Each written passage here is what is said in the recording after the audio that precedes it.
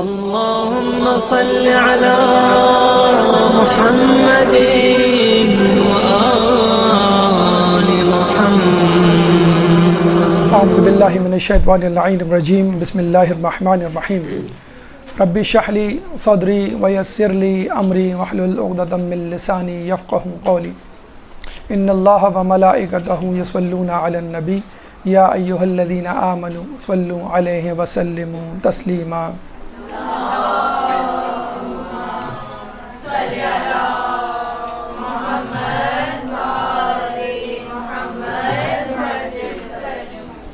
ماہ رمضان کی مبارک سعادتیں گزر رہی ہیں اور امید ہے کہ آپ تمام لوگ اس ماہ مبارک سے استفادہ کر رہے ہوں گے.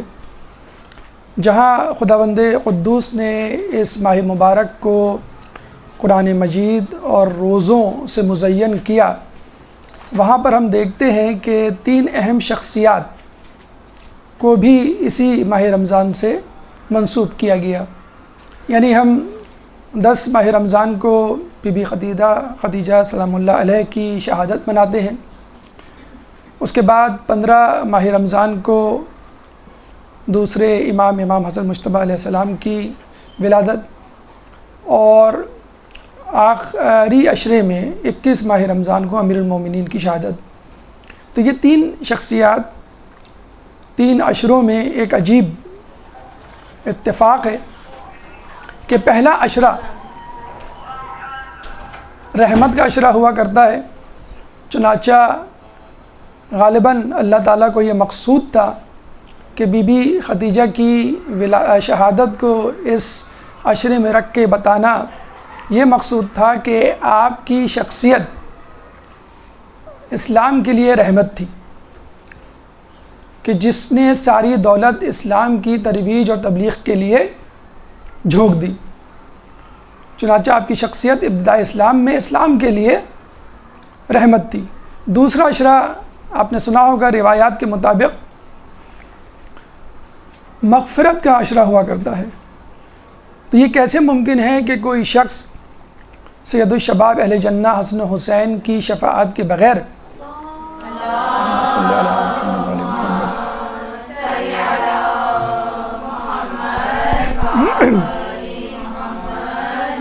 کی شفاعت کے بغیر اپنی مغفرت روز قیامت کروا لے. پھر ہم دیکھتے ہیں کہ آخری عشرہ جہنم سے آزادی کا عشرہ ہے. تو یہ کیسے ممکن ہے؟ جیسے کہ آپ نے سنا ہوگا پل صراط جہنم کے اوپر واقع ہے، اور جو پل صراط سے گزر گیا سمجھ لو کہ وہ جہنم سے بھی گزر گیا، جہنم سے آزاد ہو گیا. تو روایتوں میں ملتا ہے کہ پل صراط پہ چڑھنے سے پہلے مولا اپنے چاہنے والوں کو آزادی کا پروانہ دیں گے کہ جس کو ہاتھ میں رکھ کر وہ پل صراط سے اس طرح گزر جائے گا جیسے بجلی کی کوند، اس طرح بجلی چمکتی ہے لمحے بھر کے لیے. تو آپ نے دیکھا کہ پہلا عشرہ رحمت کا بی بی سیدہ کی ذات میں شکل میں ہمارے سامنے موجود. دوسرا عشرہ مغفرت کا، سید الشباب اہل جنہ حسن و حسین کی شفاعت کے بغیر مغفرت ممکن نہیں. تیسرا عشرہ نجات جہنم سے آزادی کا، کہ جو کہ مولا علی کی شفاعت کے بغیر ممکن نہیں. یہ 3 شخصیات اس ماہ مقدس میں رکھنا گویا اس بات کی دلیل ہے کہ اللہ تعالیٰ چاہتا ہے کہ اگر تم قرآن پڑھو، جیسا کہ اس ماہ مبارک میں قرآن پڑھنے کا بہت زیادہ ثواب ہے. ایک آیت گویا ایک قرآن کے برابر ہے، یقیناً ایک قرآن کے برابر ہے. پھر ترجمے اور تفسیر اور تشریح کے ساتھ پڑھے تو اور معنی و مفاہیم میں مزہ آتا ہے. تو جب ایک انسان قرآن پڑھتا ہے تو انسان کو یہ احساس ہوتا ہے کہ قرآن کے احکامات بہت مشکل ہیں، میرے لیے تو ناممکن ہے. تو اللہ تعالیٰ نے اسی ماہ مبارک میں ان 3 شخصیات کی ولادت و شہادت رکھ کے گویا ہمیں بتلا دیا کہ تھوڑا سا وقت نکال کے قرآن کی تلاوت سے ان مقدس شخصیات کی سیرت طیبہ کو بھی مطالعہ کرو، تمہیں پتہ چل جائے گا کہ قرآن پر عمل کرنا عین ممکن ہے، قرآن پر عمل کرنا آسان ہے اگر تم ان شخصیات کو اپنے ذہن میں رکھو گے. چنانچہ جہاں اس ماہ مبارک میں روزہ رکھنے کی ضرورت ہے، جہاں اس ماہ مبارک میں قرآن کی تلاوت اور اس میں غور و تفکر کی ضرورت ہے، وہاں اس بات کی بھی ضرورت ہے کہ ان 3 اہم شخصیات کیونکہ ہمارے نزدیک معصومین اور اہل بیت کی شہادت اور ولادت ہمارے لیے ایک ذریعہ ہے کہ ہم ان کی سیرت مقدسہ سے آشنا ہوں اور اپنے لیے عملی طور پہ چند موتی چنیں اور اپنی سیرت کو ان کی سیرت کے مشابہ بنائیں۔ تو ہمارے لیے ضروری ہے کہ قرآن کی تلاوت اور روزوں کے ساتھ ساتھ ہم اس بات کا اہتمام کریں کہ ان اہل بیت کی مقدس شخصیات کو اپنے سامنے رکھتے ہوئے، قرآن کی آیت کو مد نظر رکھتے ہوئے اور ان میں ایک ہم آہنگی اور مطابقت قرار دیتے ہوئے اپنی زندگی کو ان کی زندگیوں کے مطابق اسلام کے سانچے میں ڈھالیں۔ ایک درود پڑھ دیں محمد والے محمد۔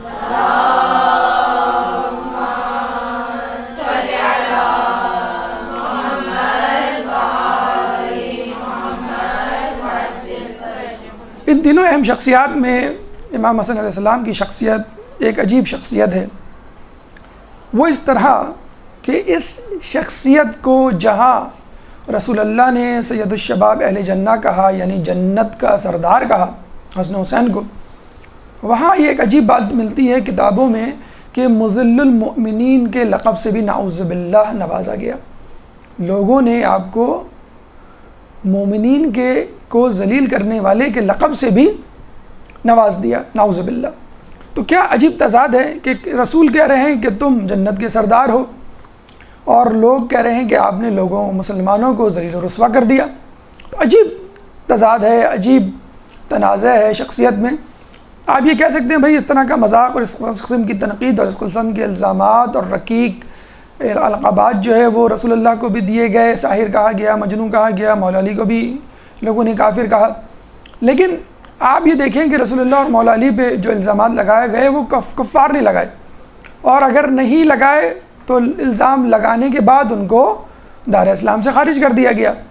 لیکن خود امام حسن کی ذات مقدسہ پہ الزامات لگانے والے ہمارے خود مسلمان مورخین اور دانشور سو کالڈ مفکرین شامل ہیں، جو بدستور اپنے آپ کو مسلمان کہتے ہیں اور اس کے باوجود سید الشباب اہل جنہ کی ذات مقدسہ پر الزامات بھی لگاتے ہیں۔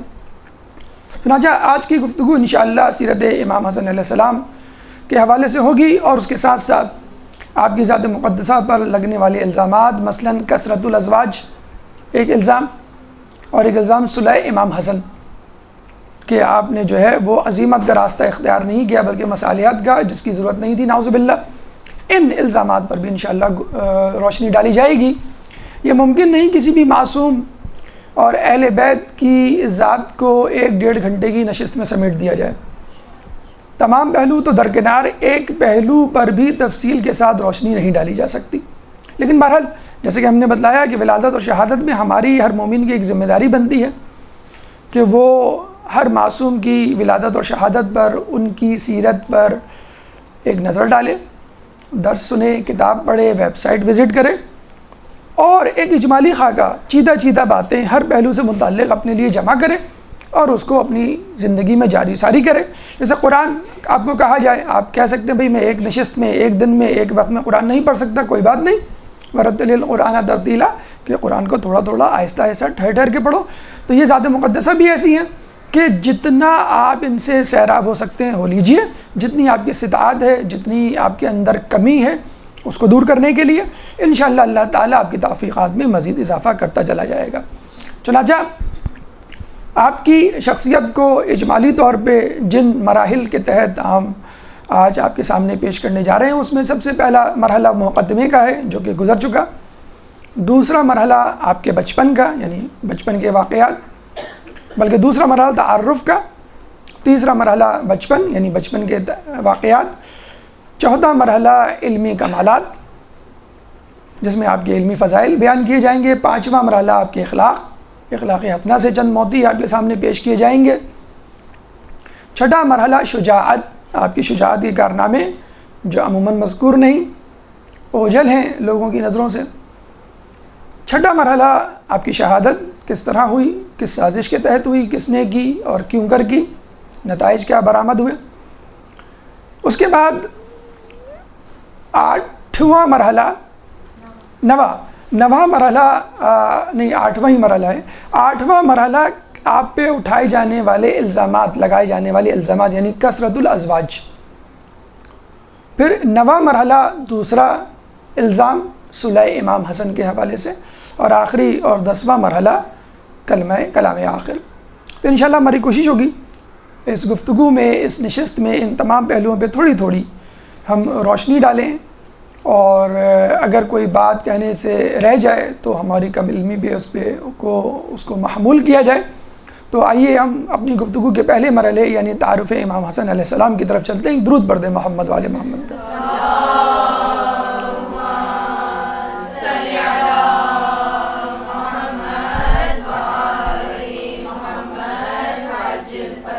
تعارف کے حوالے سے اگر ہم تاریخ ولادت کو لیں تو 15 رمضان 3 ہجری آپ کی ولادت ہے۔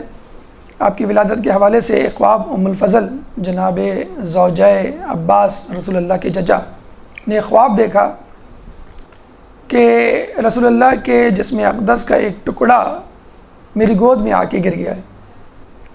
آپ نے یہ خواب رسول اللہ کو سنایا تو رسول اللہ نے کہا کہ عنقریب میری بیٹی جناب سیدہ سے ایک بیٹا پیدا ہوگا جس کی تربیت کا شرف تم کو حاصل ہوگا۔ اور 15 ماہ رمضان کو امام حسن علیہ السلام کی ولادت ہوئی،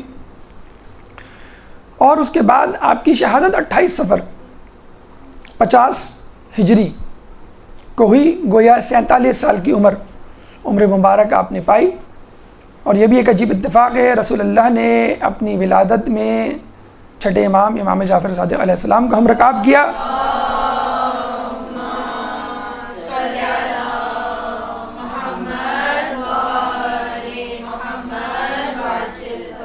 اور اپنی شہادت یعنی 28 صفر میں اپنے نواسے امام حسن علیہ السلام کو ہم رکاب کیا۔ گویا امر خداوندی یہ ہے کہ میرے امام، میرے جانشین جہاں بھی ہوں میرے ساتھ ہیں، میری ولادت میں، میری شہادت میں، بلکہ میری زندگی میں، میرے مرنے کے بعد۔ اولنا محمد و اوسطنا محمد و آخرنا محمد و کلنا محمد۔ ایک درود پڑھ دے محمد والے محمد پہ۔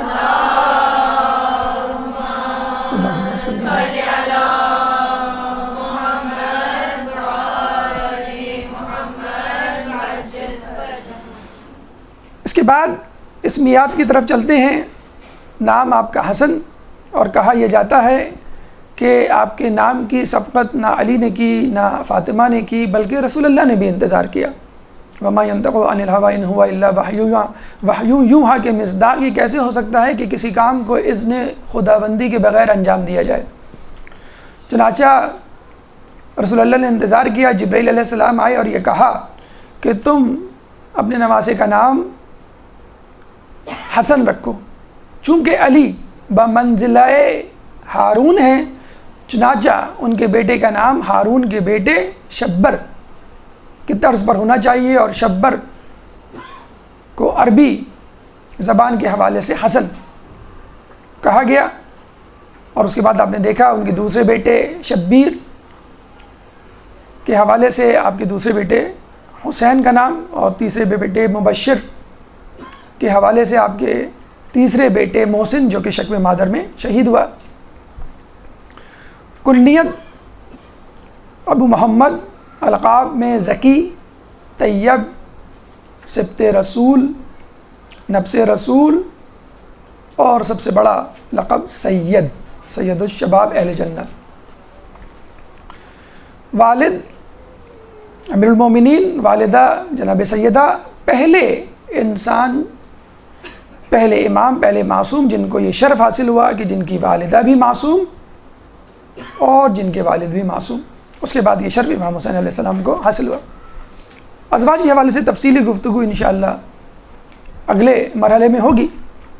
اب ہم چلتے ہیں آپ کے بچپن کے واقعات کی طرف۔ ایک درود پڑھ دے محمد والے محمد پہ۔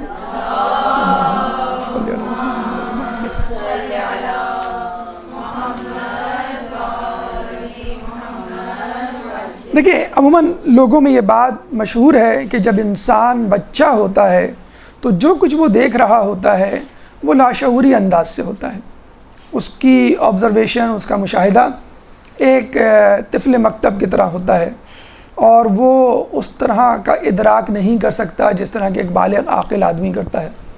لیکن ہم اس بات پہ یقین رکھتے ہیں، ہمارا عقیدہ ہے اور تاریخ اس بات کی شاہد ہے کہ ہمارے امام گہوارے میں بھی امام، ماں کی گود میں بھی امام، شکم مادر میں بھی امام، جوانی میں بھی امام، اور مرتے دم تک امام. لوگ ان کو تسلیم کریں یا نہ کریں. چنانچہ آپ کے بچپن کے واقعات کو ہم مشاہدات اور کمالات میں تقسیم کر دیتے ہیں. مشاہدات، جس پہ شاید یہ ایک الزام لگ سکتا ہے کہ تو ایک بچہ ہے وہ دیکھ رہا ہوگا، لیکن دیکھنے کا مطلب یہ تو نہیں کہ وہ درک کر رہا ہوگا. ٹھیک ہے، اور ہم اس کا فائدہ دیتے ہوئے ہم اس کو مشاہدات کی سرخی یا ہیڈنگ کے تحت پڑھتے ہیں، آپ کے سامنے پیش کرتے ہیں. لیکن کمالات کا ایک الگ سے حصہ ہم بچپن ہی کے ضمن میں آپ کے سامنے پیش کریں گے، جس سے آپ کو اندازہ ہوگا کہ بچہ ہوتے ہوئے کہ امام نے اپنی امامت کو کیسے ثابت کیا. چنانچہ مشاہدات کی بات کرتے ہیں. امام حسن 3 ہجری کو پیدا ہوئے، اور یہ وہ سال تھا کہ جب جنگ احد ہو رہی تھی.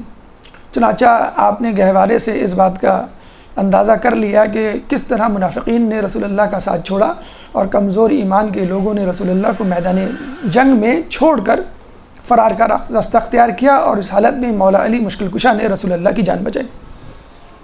5 ہجری جنگ احزاب میں بھی یہی کچھ ہوا. منافقین نے اور کمزور ایمان کے لوگوں نے رسول اللہ کا ساتھ چھوڑا، اور مولا علی اور چند لوگوں نے رسول اللہ کا ساتھ دیا اور ان کی جان بچائی. 6 ہجری میں صلح حدیبیہ ہوا، اور صلح حدیبیہ میں جن کمزور شرائط کے ساتھ صلح کی گئی، اس سے کچھ لوگوں کے دلوں میں نبوت کے بارے میں شک پیدا ہوا. گویا امام حسن کو بتلایا جا رہا تھا کہ تمہارے ساتھ بھی ایک صلح ہوگی، اور اس وقت بھی شک کیا جائے گا، بلکہ نہ صرف یہ کہ شک کیا جائے گا، بلکہ تمہیں جو ہے برے القابات سے بھی نوازا جائے گا، اور تمہارے قتل کے در پہ تمہارے ہی لوگ ہو جائیں گے. 7 ہجری جنگ خیبر میں ہم دیکھتے ہیں کہ لوگ ناکام ہو کے واپس لوٹتے ہیں، مولا علی تنہا کامیاب ہوتے ہیں، اور اسی علی کو رسول اللہ کے بعد تنہا کر دیا جاتا ہے. اور یہ چنانچہ دیکھا جائے امام حسن کے لیے ایک سبق کہ تمہیں بھی اس طرح تنہا کر دیا جائے گا. 8 ہجری فتح مکہ، کہ جب آپ نے دیکھا ہے کہ کس طرح منافقین نے جو ہے اسلام کے سائے میں پناہ لی اور مفادات کو سمیٹا، اور کس طرح وہی لوگ پھر آگے چل کے رسول اللہ کے اہل بیت کے دشمن بنے. 9 ہجری مباہلہ کا سال، کہ جب رسول اللہ نے آپ کو ساتھ لے جانا گوارا کیا، اور آپ کی گواہی کو ثابت کیا کہ تمہاری گواہی اللہ کے نزدیک قابل قبول ہے. یہ اور بات کہ بعد میں یہی گواہی معاملہ فدق میں جو ہے قبول نہیں کی گئی. اس کے بعد 10 ہجری کو خطبہ غدیر خم، کہ جب امام حسین نے مشاہدہ کیا کہ کس طرح لوگوں نے آ کے رسول اللہ امام علی کو ولایت کی، امامت کی اور جانشینی کی مبارکباد دی، پر انہی لوگوں نے بیعت کو توڑا. پھر 11 ہجری میں ہم دیکھتے ہیں کہ امام حسن نے کس طرح شہادت رسول کو دیکھا. شہادت رسول ایک غم نہیں تھا، بلکہ غم یہ تھا کہ رسول اللہ کی میت کو بے گور کفن چھوڑ کے جانے والے اپنے معاملات میں اس طرح مشغول ہوئے کہ ان کی تدفین کا خیال نہ رہا، اور مولا علی نے چند بنی ہاشم کے لوگوں کے ساتھ مل کر رسول اللہ کی تدفین کی. اور پھر 75 یا 95 دن بعد بی بی سیدہ کی شہادت ہوئی، اور وہ شہادت بھی ایسی کہ صرف چند لوگوں نے تدفین میں شرکت کی، اور بی بی کا باقاعدہ یہ کی وصیت کہ میری تدفین میں جو ہے فلاں فلاں کو شریک نہ ہونے دینا. اس سے بھی تاریخ کے بہت سارے پردوں رازوں سے جو ہے وہ پردہ اٹھتا ہے. یہ وہ مشاہدات ہیں جن کو آپ کہہ سکتے ہیں کہ بھئی یہ تو ایک بچہ اگر دیکھ رہا ہو تو اس سے اس کی فضیلت کہاں ثابت ہوتی ہے.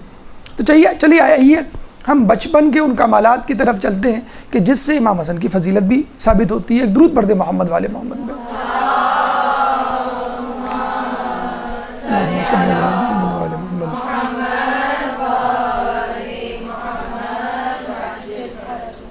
قوت بصارت کسی کی زیادہ ہوتی ہے، کسی کی کم ہوتی ہے. قوت بصارت یہ ہوتی ہے کہ انسان دور تک دیکھ سکے، لیکن ایک چیز جو آپ کے سامنے موجود ہو لیکن دیوار ہو، پردہ ہو یا کوئی آڑ ہو اور اس کو آپ دیکھ لیں تو ہم اس کو قوت بصارت نہیں کہیں گے، قوت بصیرت کہیں گے. ایک خاص قوت جو اللہ تعالیٰ نے عطا کی ہو. ہم دیکھتے ہیں کہ امام حسن آتے ہیں مسجد سے اور بی بی سیدہ کہتی ہیں کہ بتاؤ کہ تمہارے نانا نے کیا کہا. آپ جواب دیتے ہیں، خطبہ فر سنانا شروع کرتے ہیں. جب آپ بی بی سیدہ مولا علی کو بتلاتی ہیں دوسرے دن، یہ کہتے ہیں کہ میں چاہتا ہوں کہ میں بھی اپنے بچے کا حافظہ دیکھوں اور دیکھوں وہ سبق کیسے یاد کرتا ہے، رسول اللہ کا خطبہ کیسے یاد کرتا ہے. چنانچہ دوسرے دن مولا علی پردے کے پیچھے چھپ جاتے ہیں اور آپ خطبہ سنانا شروع کرتے ہیں. جیسے خطبہ سنانا شروع کرتے ہیں روانی میں لکنت آ جاتی ہے اٹک اٹک کے بولنا شروع کرتے ہیں تو فوراً کہتے ہیں کہ کوئی سردار مجھے دیکھ رہا ہے. تو یہ بصارت نہیں تھی، بصارت یہ تھی کہ مولا علی کہیں دور بیٹھے ہوتے اور آپ دیکھ لیتے. یہ بصیرت تھی کہ پردے کے پیچھے ہیں، پردے غیبت میں ہیں اور جو ہے امام حسن مشاہدہ کر رہے ہیں. اور اس سے ایک بات یہ بھی ثابت ہوتی ہے کہ اگر آپ کے بزرگ اور آپ کے اساتذہ یا باتقوا آپ سے باتقوا افراد آپ کے سامنے بیٹھے ہوں تو اس کے سامنے ادب کیا ہوتا ہے. اونچی آواز تو دور کی بات کہ اگر آپ کی گفتگو بھی ہو تو بہت مؤدب لہجے میں ہو. تو یہ ہمارے نوجوانوں کے لیے ایک اخلاقی سبق بھی ہے. پھر قوت شامہ، آپ کہہ سکتے ہیں بھائی پردے ہو سکتا ہے کہ چھوٹا پردہ ہو اور رسول امام مولا علی کے جو ہے وہ پیر نظر آ گئے ہوں. قوت شامہ جب حدیث قصہ ہم سنتے ہیں تو اس میں آپ پڑھتے ہیں کہ کس طرح رسول اللہ جو ہے یمنی چادر کے زیر آئے اور جب امام حسن داخل ہوئے تو انہوں نے رسول اللہ کو دیکھا نہیں تھا. انہوں نے فوراً کہا کہ مجھے یہاں اپنے نانا کی خوشبو آ رہی ہے. دیکھیں اللہم صلی علی محمد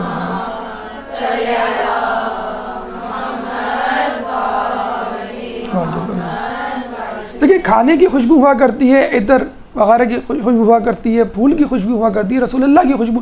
اس کا مطلب رسالت کے اندر خود ایک ایسی خوشبو پوشیدہ ہے کہ جو رسالت کی معرفت رکھنے والے ہی سونگھ سکتے ہیں اور دوسرا شخص نہیں سونگھ سکتا. تو کسائے یمانی میں آنے والے پہلے فرد امام حسن کی ذات مقدس آتی. پھر ہم علم کی طرف چلتے ہیں. ایک دفعہ چند خرمے یعنی کھجور سامنے پڑے ہوئے تھے. رسول اللہ نے امام حسن علیہ السلام کو کہا، جو امام حسن سامنے بیٹھے ہوئے تھے، کہ دیکھو صدقہ ہم اہل بیت پہ حرام ہے. اچھا کچھ لوگوں نے اس روایت کو بڑھا چڑھا کے بیان کیا اور یہ کہا کہ امام حسن نے جو ہے فوراً کھجور منہ میں رکھ لی اور اس کو چبانا شروع کر دیا، کھانا شروع کر دیا. رسول اللہ نے فوراً کہا کہ اس کو تھوکو، صدقہ ہم اہل بیت پہ حرام ہے. حالانکہ ایسا نہیں. روایت میں ہمارے یہاں جو ملتا ہے وہ یہی ملتا ہے کہ رسول اللہ نے فقط یہ کہا تھا کہ صدقہ اہل بیت پہ حرام ہے. ابن حجر عسقلانی جو کہ غیر شیعہ عالم ہیں، اپنی کتاب میں اس بات کا اعتراف کرتے ہیں کہ رسول اللہ ان کو لوح محفوظ کا ایک سبق یاد کروا رہے تھے اور خود امام حسن آغوش مادر سے لوح محفوظ کا مشاہدہ کیا کرتے تھے. یہ بالکل ایسا ہی ہے کہ ایک باپ اپنے بچے کو کھجور کی افادیت بتلائے. تو کھجور میں کیلشیم ہوتا ہے، کھجور میں آئرن ہوتا ہے، کھجور میں مٹھاس ہوتی ہے، گلوکوز ہوتا ہے، افطار کھجور سے کھولنا چاہیے. اور جب کھجور سامنے آئے تو کہے کہ دیکھو یہ وہی کھجور ہے جس کے بارے میں نے تم کو بتلایا تھا. تو گویا رسول اللہ بتلا رہے تھے کہ دیکھو یہ وہی کھجوریں ہیں، یہ وہی صدقہ ہے کہ جس کے بارے میں بتلایا گیا ہے کہ ہم اہل بیت پر حرام ہیں. اس کے بعد ہم یہ دیکھتے ہیں کہ یہ فقط خدائی عطیہ نہیں تھا، خود انسان کی اپنی سکت، اپنی قابلیت بھی ہوتی ہے جو اس کو افضلیت کے درجے پہ لے کے جاتی ہے. سورہ حل عطا کی مصداق نہ صرف بی بی سیدہ مولا علی بلکہ حسن حسین بھی ہیں، بی بی فضہ بھی ہیں. بچوں کو کیا ضرورت ہے؟ چلیں بی بی فضہ کے بارے میں ہم کہہ سکتے ہیں وہ بڑی تھی، استطاعت، قابلیت اور سکت رکھتی تھی روزے کی. حسن حسین تو بچے تھے. اور دوسری بات ہے کہ انہوں نے نظر مانی بھی نہیں تھی، نظر تو بی بی سیدہ اور مولا علی نے مانی تھی. بچہ ہونے کے باوجود روزہ رکھنا اس بات کی دلیل ہے کہ میں ان مسائل کو درک کرتا ہوں، میں شکر الہی بجا لانا جانتا ہوں اور شکر الہی تو مجھے بجا لانا چاہیے کیونکہ صحت یاب میں ہوا، نہ کہ میرے ماں باپ. منت انہوں نے مانی لیکن پھر بھی اس منت میں شریک ہونا چاہتا ہوں. گویا وہ بتلانا چاہ رہے تھے کہ میں بچہ ہوں لیکن امام ہونے کے ناطے مسائل کے تمام اسرار و رموز سے واقف ہوں. اور جب بچہ ایسا ہو کہ جس کی فضیلت خود ظاہر ہو رہی ہو اور اس کے ساتھ ساتھ لوگ اس کے معترف ہو رہے ہوں تو رسول اللہ بھی آگے بڑھ کر ان کے فضائل بیان کرتے ہیں کہ تاکہ لوگوں کے اندر جو شک و شبہ موجود ہے وہ بھی ختم ہو جائے. رسول اللہ سجدے میں ہوتے ہیں، آپ ان کی پشت پہ سوار ہوتے ہیں، آپ سجدے کو طول دیتے ہیں. لوگ کہتے ہیں کہ بھئی ان کو یہ ڈر خوف تھا کہ بچہ گر نہ جائے، اس کو چوٹ نہ لگ جائے. جی نہیں، ایسا نہیں تھا. رسول اللہ کو امامت کا احترام مقصود تھا. خود رسول تھے لیکن احترام مقصود تھا. اب آپ کہیں گے بھئی نبی رسول اللہ امام سے افضل، وہ ان کا کیوں احترام؟ تو آپ نے وہ نہیں پروفٹ یوسف میں دیکھا، مووی میں بھی دیکھا، کتابوں میں پڑھا ہوگا کہ کس طرح ان کے ماں باپ ان کو سجدہ کر رہے تھے. تو وہ نبی کو سجدہ تھا، نبوت کو سجدہ تھا، کسی شخص کو سجدہ نہیں تھا. تو رسول اللہ کا احترام امام کا احترام تھا. اگر فرض کر لیجئے ایسا ہی تھا، یعنی رسول چاہتے تھے کہ چوٹ نہ لگے میرے نمازی کو، تو بھی جب وہ مسجد کے ممبر پہ خطبہ دے رہے تھے اور حسن جو ہے وہ آ رہے تھے اور گر پڑ رہے تھے تو وہ اشارے سے کہہ سکتے تھے بھئی بچے کو اٹھا لو. کسی کو زبان سے کہہ دیتے کہ بھئی اس بچے کو ہٹا لو، یہ گر نہ جائے، اس کو چوٹ نہ لگ جائے. خطبہ چھوڑ کر، جو میں خطبہ کے بارے میں کہا گیا ہے کہ اس کے دوران سننے والے کے لیے منع ہے کہ وہ کوئی خسر پھسر بھی کرے، کوئی جسے کہتے ہیں آہستہ آواز میں کلام کرے. خود رسول اللہ جو خطبہ دے رہا ہے شخص، وہ اپنا خطبہ منقطع کرے، اٹھے اور اپنے امام کو اٹھائے، اپنے بچے کو، نواسے کو اٹھائے جو کہ امام ہے، اور یہ کہے کہ یہ میرا بیٹا سردار ہے.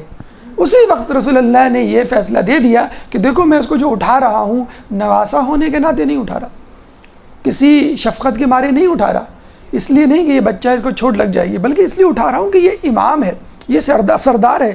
تم لوگ بھی اس کی اسی طرح جو ہے وہ احترام کرو، عزت کرو. پھر رسول اللہ نے اسی بچے کو مباہلے کے میدان میں لے جا کر یہ ثابت کیا کہ دیکھو یہ بچہ نہیں ہے، یہ گواہی دینے کے قابل ہے. کل کلاں کو اگر یہ کسی مسئلے میں گواہی دینے کے لیے آئے تو اس کی گواہی قبول کرنا. لیکن افسوس ہم دیکھتے ہیں کہ مسئلہ فدق میں آپ کی گواہی کو قبول نہیں کیا گیا. جس کی گواہی رسول اللہ قبول کر رہے ہیں عیسائیوں کے مقابلے میں، اس کی گواہی خود مسلمان قبول نہیں کر رہے. ایک درود پڑھ دے محمد والے محمد. اللہم صلی علی محمد.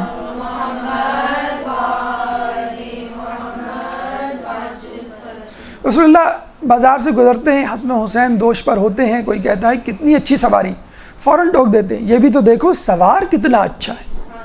یعنی امام حسن کو عزت نہیں مل رہی، حسن کو عزت نہیں مل رہی کہ اس کو اچھی سواری، مجھے بھی عزت مل رہی ہے کہ اللہ نے مجھے اتنا اچھا سوار دیا.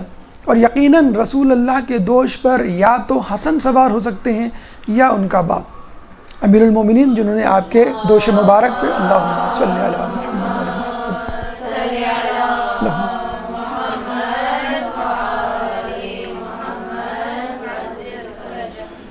اور یہی وہ اعتماد تھا جو امام حسن نے رسول اللہ سے لیا بچپن میں، اور جب رسول اللہ کی وفات کے بعد آپ کے ممبر پہ غیر اہل کو ممبر پہ بیٹھا ہوا دیکھا تو یہ کہا کہ میرے باپ کے ممبر سے اترو، اپنے باپ کا ممبر تلاش کرو. اور بیٹھنے والے نے اس بات کو تسلیم بھی کیا. تو یہ وہ بچپن کے کمالات، یہ بچپن کے مشاہدات کہ جس سے ہمیں ثابت ہوتا ہے کہ واقعی آپ کی شخصیت ایک ایسی شخصیت تھی جو امام بننے کے قابل تھی. آپ کی شخصیت ایسی شخصیت تھی جو گہوارے میں، ماں کی گود میں اور گھر کے صحن میں بھی امام تھی بچپن کی حالت میں. اب آئیے ہم آپ کے علمی کمالات کی طرف چلتے ہیں. ایک درود پڑھتے ہیں محمد والے محمد میں. اللہم صلی علی محمد.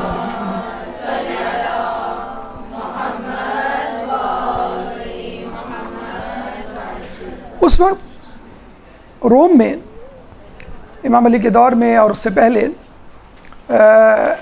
عیسائیوں کی حکومت تھی، اور روم کے بادشاہ نے جب یہ سنا کہ مسلمان علمیت میں بہت آگے ہیں، وہ چند سوالات لکھ کر امیر شام کو بھجوائے. ان سوالات کے مجھے جواب دو. امیر شام نے، جس طرح آپ کو معلوم ہے، لولا علی لحلق عمرہ اور سلونی سلونی قبل ان تفقدونی، یہ کلمات اور ان کی گونج تاریخ میں ہمیں ہمیشہ ملتی ہے کہ لوگ چاہے آپ سے کسی بھی قسم کی چیز کو چھین لیں، علم کو نہیں چھین سکتے. چنانچہ امیر شام نے کیس ریفر کیا اپنے سے بڑے عالم یعنی مولا علی کی طرف، اور مولا علی نے لوگوں کو بتانے کے لیے کہ دیکھو میرا علم تو ہے ہی ثابت شدہ، لیکن میرا جو بچہ ہے، میرا جو بیٹا ہے جو کل امام بننے والا ہے، اس کا علم اسی وقت بچپن کی حالت میں ثابت شدہ ہے. اور آپ کو کہا کہ تم ان سوالات کے جوابات دو. چنانچہ امام حسن اٹھتے ہیں، سوال پوچھا گیا. پہلا سوال کہ حق اور باطل میں کیا فرق ہے، یا حق و باطل میں کتنا فاصلہ ہے. آپ نے کہا کہ حق و باطل میں 4 انگشت کا فاصلہ ہے، 4 انگلیوں کا فاصلہ ہے. یعنی سننا باطل ہونے کی دلالت ہے اور دیکھنا حق ہونے کی دلالت ہے. اس کا مطلب یہ نہیں کہ آپ جو بات سنیں، جس سے سنیں وہ غلط ہے، یعنی رسول اللہ سے سنیں، امام سے سنیں، عالم دین سے سنیں، کتاب میں پڑھیں یا درس سنیں، وہ بھی غلط نہیں. سنی سنائی بات کو ایز اٹ از بغیر کسی تحقیق کے، عقلی میزان پر پرکھے بغیر آگے بڑھا دینا، یہ ہے جھوٹ. اور حق الیقین یعنی حق کیا ہے آپ اپنی آنکھوں سے دیکھ لیں، اچھا کیا ہے، برا کیا ہے، اور اس کا اندازہ کر لیں. یہیں سے افواہ سازی کی فیکٹریاں جنم لیتی ہیں، جب ہم سنی سنائی بات کو آگے بڑھا دیتے ہیں، جب ہم بغیر دیکھے کسی بات پر فیصلہ کر دیتے ہیں. چنانچہ آپ نے کہا کہ حق و باطل کے درمیان 4 بالشت کا فاصلہ ہے.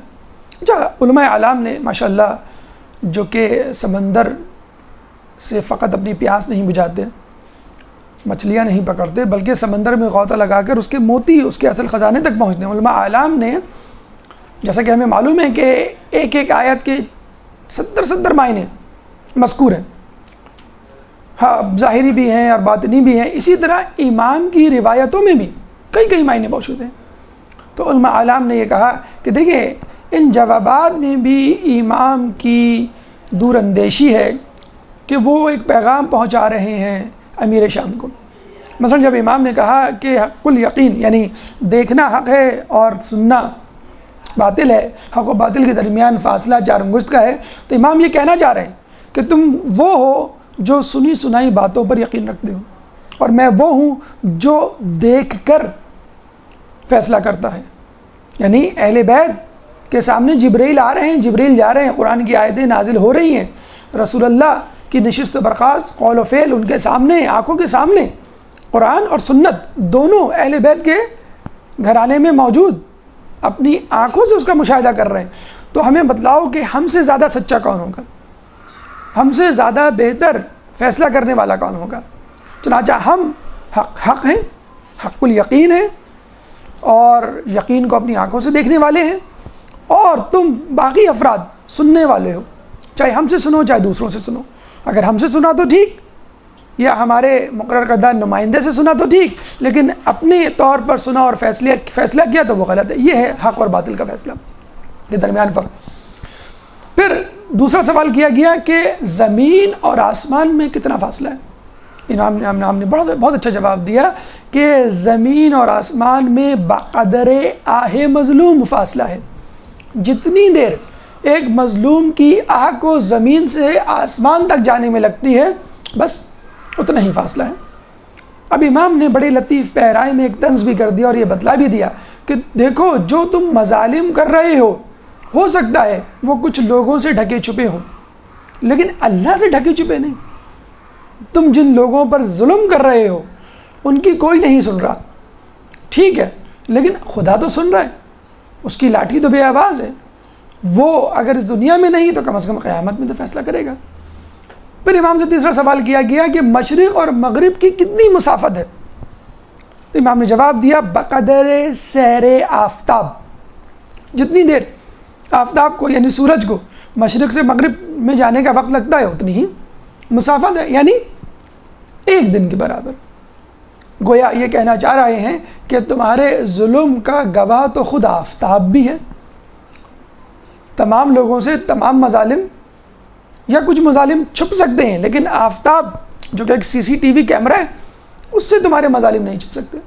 پھر امام سے 14 سوال کیا گیا خنثی کسے کہتے ہیں؟ امام نے کہا خنثی اس کو کہتے ہیں کہ جس کی جنس غیر متعین ہو، یعنی مرد یا عورت ہونے کا اندازہ نہ ہو سکے۔ گویا بتلانا چاہ رہے ہیں کہ اصل مرد وہ ہے کہ جو میدان میں رہے اور غیر فرار رہے اور ہم ہی اس کی اولاد میں سے ہیں۔ 5واں سوال جو کیا گیا وہ یہ کہ وہ 10 چیزیں کون سی ہیں جو ایک دوسرے سے بھاری ہیں؟ امام نے کہا کہ بھاری ترین چیز پتھر ہے، لیکن پتھر سے بھاری لوہا ہے جو اس کو کوٹ دیتا ہے، ریزہ ریزہ کر دیتا ہے۔ لوہے سے بھاری آگ ہے جو اس کو پگھلا دیتی ہے، اور آگ سے بھاری پانی ہے جو اس کو بجھا دیتا ہے، اور پانی سے بھاری وہ بادل ہیں جو اس کو لے کے چلتے ہیں اور برساتے ہیں بارش، اور بادل سے بھاری وہ فرشتہ ہے جو متعین ہے اس بات پر کہ بادل کو کہاں لے جا کر برسوانا ہے۔ پھر اس بادل کے فرشتے سے زیادہ قوی تر ملک الموت ہے کہ جو اس فرشتے کو موت دے گا، اور پھر ملک الموت سے قوی ترین خود موت ہے کہ جو ملک الموت کو بھی موت دے گی۔ آخر میں یہی ہوگا نا کہ تمام لوگ مر جائیں گے تو ملک الموت کو بھی موت آئے گی، اور موت سے قوی امر خداوندی ہے۔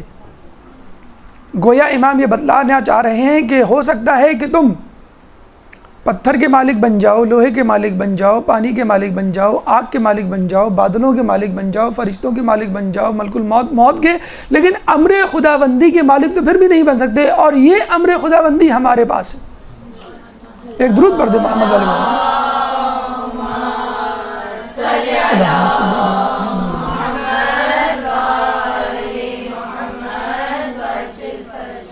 دیکھا آپ نے کہ امام نے سوالات کے جوابات بھی دے دیے اور یہ بھی بتا. اچھا تشریح اور توضیح ہمارے علماء کی طرف سے ہے. اس تشریح اور توضیح کو امام کی عبارت کے ساتھ بریکٹ نہ کریں, کیونکہ اس جواب کے جس طرح آیات قرآنی کے کئی معنی نکل سکتے ہیں, ہو سکتا ہے آنے والے دور میں اور مزید معنی نکالے جائیں. امام کا جملہ, امام کا جواب یہ ہے, اور معنی نکالنے ہم لوگوں کا کام ہے, اس پہ تفکر کرنے والوں کا کام ہے, اور ان کی سیرت پر سنجیدگی سے عمل کرنے والوں کا کام ہے. جب بادشاہ روم کو یہ پتہ چلا کہ امیر المومنین اور حاکم شام کے درمیان تنازع ہے خلافت کا, امامت کا, جانشینی کا رسول اللہ کی, تو اس نے کہا کہ ان دونوں میں وہی جانشینی کا زیادہ سزاوار ہے کہ جو رسول کے علم کا حامل ہے, جو علم لدنی کا حامل ہے, جو ایسے علم کا حامل ہے جو کتابوں میں نہیں ملتے, جو لوگوں سے نہیں سنے جاتے. چنانچہ اس نے کہا کہ چلو میں امتحان لیتا ہوں ان دونوں اطراف کے گروہ کا, اور یہ معلوم کرتا ہوں کہ کون زیادہ عالم ہے, کون علم رسالت کا حامل ہے. چنانچہ اس نے حاکم شام اور المومنین کو لکھ کر بھیجا کہ آپ خود آئیں یا پھر اپنا نمائندہ بھیجیں تاکہ میں فیصلہ کر سکوں. حاکم شام نے یزید کو بھیجا اور امیر المومنین نے امام حسن کو بھیجا. یزید نے جا کے فوراً بادشاہ روم کی دستبوسی کی اور امام حسن نے شکر الہی پہ اکتفا کیا, اور وہی کافی ہے. بادشاہ روم نے چند تصاویر دکھائیں, یزید نہ بتلا سکا. امام حسن نے فوراً کہا کہ یہ تصاویر جناب آدم علیہ السلام, جناب نوح علیہ السلام, جناب ابراہیم علیہ السلام, جناب اسماعیل علیہ السلام اور جناب شعیب علیہ السلام کی ہیں. اس کے بعد اس نے دوسرا سوال, بڑا عجیب سوال کیا کہ دنیا میں وہ کون سی ایسی چیزیں اور یا مخلوقات ہیں جو بغیر ماں باپ کے وجود میں آئیں. بغیر باپ کے وجود میں آنا تو سب کو معلوم ہے, مثلا جناب حضرت عیسیٰ علیہ السلام بغیر باپ کے. کون سی مخلوقات ہیں جو بغیر ماں اور بغیر باپ کے وجود میں آئیں؟ تو آپ نے جواب دیا آدم علیہ السلام, نمبر 2 حوا علیہ السلام, نمبر 3 وہ کوا جس نے آ کر قابیل کو یہ سکھایا کہ جب کوئی مر جائے تو اس کو زمین میں کیسے دفناتے ہیں. اس کے بعد دمبا اسماعیل, یعنی وہ دمبا جو اسماعیل علیہ السلام کی جگہ ذبح ہوا, اللہ نے بھیجا تھا اس کو. صالح علیہ السلام کی اونٹنی جو کہ پہاڑ سے نکلی تھی, پیدا نہیں ہوئی تھی, اسی حالت میں, جوان حالت میں وہ پہاڑ سے نکلی تھی. اشدہا کس کا؟ حضرت موسیٰ علیہ السلام کا. انہوں نے لاٹھی پھینکی تھی تو وہ اژدہا بن گیا تھا, اس کا بھی کوئی ماں باپ نہیں تھا, وہ لاٹھی سے اژدہے میں تبدیل ہوا تھا. اور آخر میں ابلیس ملعون, ابلیس بھی بغیر ماں باپ کے, حالانکہ جنوں میں سے ہے لیکن بغیر ماں باپ کے پیدا ہوا. تو یہ 7 اشیاء, یہ 7 چیزیں, یہ 7 مخلوقات کے بارے میں امام نے کہا کہ یہ بغیر ماں باپ کے وجود میں آئیں. چنانچہ وہ سمجھ گیا کہ علمی کمالات کا حقیقی حامل کون ہے اور رسول اللہ کے حقیقی جانشین ہونے کا اصل حقدار کون ہے. ایک درود پڑھ دے محمد والے محمد میں. اللہم صلی علی محمد والے محمد.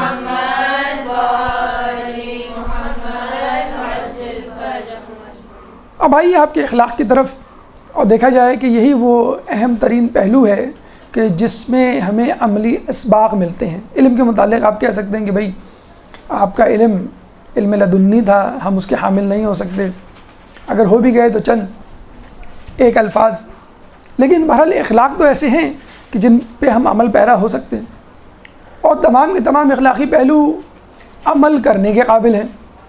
ٹھیک ہے, چند علوم ایسے ہیں کہ جن کو آپ نہیں حاصل کر سکتے, علم لدنی ہے, علم غیب ہے, مثلا وہ علم جو خاص طور پہ اللہ کی طرف سے خاص لوگوں کو عطا کیا جائے. اخلاق کے حوالے سے ایک بہت مشہور واقعہ ہمیں ملتا ہے اور ہم پڑھتے چلے جاتے ہیں اور عموماً اس پر غور و خوض نہیں کرتے, اس کو اپنانے کی کوشش نہیں کرتے. کنیز سے ایک دفعہ شوربہ آپ کے لباس پہ گر گیا, اور آپ کو معلوم ہے اس زمانے میں اور ابھی بھی عربوں کے ہاں غلام کو بہت زیادہ حقارت سے دیکھا جاتا تھا, مارا پیٹا جاتا تھا, تشدد کیا جاتا تھا, چھوٹی چھوٹی غلطی پر جو ہے ان کو پکڑا جاتا تھا. اور غلام کا مطلب یہی ہے کہ جو 24 گھنٹے عمر بھر کے لیے آپ کا مطیع ہو اور زبان سے کچھ نہ, کا کوئی جاب تو تھی نہیں 9 to 5. چنانچہ جب شوربہ گرا تو وہ گھبرا گئی, پریشان ہو گئی کہ اب یہ غصے میں آ جائیں گے. اس کے منہ سے فوراً قرآن کی آیت سورہ آل عمران آیت نمبر 134 134 کا ٹکڑا نکلا کہ والکاظمین الغیظ، کہ جو اللہ تعالیٰ کے نیک بندوں کی صفات اللہ تعالیٰ بتا رہا ہے، تو ایک صفت یہ بھی ہے کہ جو اپنے غصے کو قابو کرتے۔ امام نے فوراً کہا کہ ٹھیک ہے، میں نے اپنے غصے کو قابو کیا۔ پھر اس نے آیات کا دوسرا ٹکڑا آگے کا والکاظمین الغیظ والعافین عن الناس، اور جو لوگوں کو معاف کر دیا کرتے ہیں۔ امام نے فوراً کہا ٹھیک ہے، میں نے تم کو معاف کیا۔ پھر اس نے آیت کا تیسرا ٹکڑا پڑھا واللہ یحب المحسنین، اور یہ وہ لوگ ہیں جن سے اللہ تعالیٰ محبت کرتا ہے۔